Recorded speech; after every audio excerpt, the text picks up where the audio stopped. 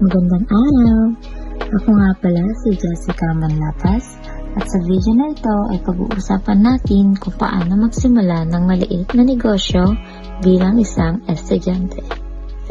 Sa panahon ngayon, hindi lang sa pagtatrabaho umaasa ang mga tao para kumita.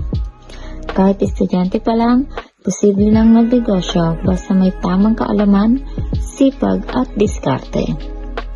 Kaya kung interesado ka sa negosyo, para sa iyo ang video na ito.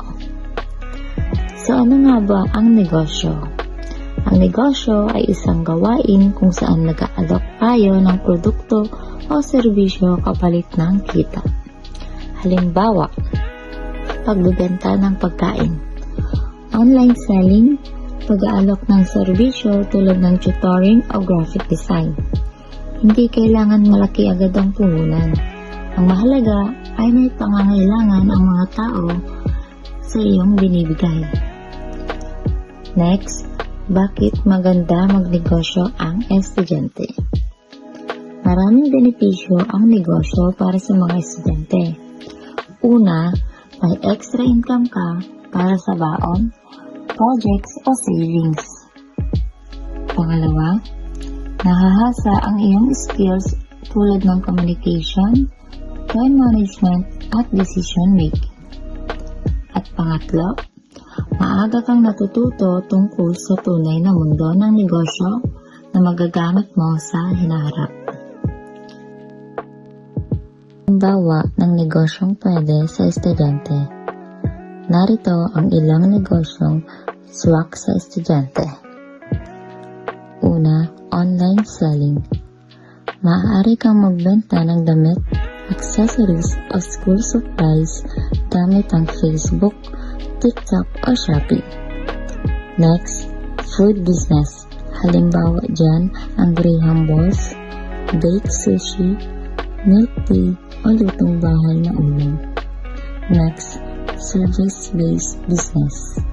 Tutorial sa mas batang estudyante, pag-edit ng video, graphic design, pag-aayos ng assignments. Ang mahalaga ay piliin ang negosyong ayon sa iyong kakayahan at oras. Next, pag-usapan naman natin ang mga hakbang sa pagsisimula ng maliit na negosyo. Narito ang simpleng hakbang. Una, mag-isip ng produkto o serbisyong gusto mo at may demand. Pangalawa, alamin kung magkano ang puhunan at presyong ibebenta. Pangatlo, magplano kung paano mo ito ipopromote, lalo na sa social media. Pang-apat, maging responsable sa oras upang hindi mapabayaan ang pag-aaral. Next, pag-usapan naman natin ang mga hamon sa negosyo at paano ito malalampasan.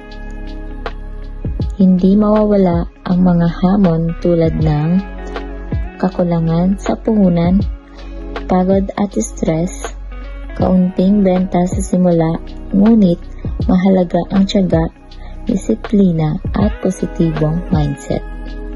Tandaan, ang bawat matagumpay na negosyante ay dumaan muna sa pagsubok. Ang negosyo ay hindi lang tungkol sa pera, kundi tungkol din sa pagkatuto at paghubog ng sarili.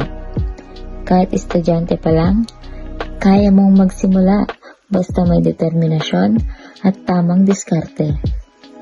Maraming salamat sa panonood! Sana ay may natutunan kayo sa video na ito. Kung nagustuhan ninyo, huwag kalimutang mag-like, mag-share at mag-subscribe. Muli, ako si Jessica Manlapas at ito ang aking video tungkol sa negosyo. Maraming salamat!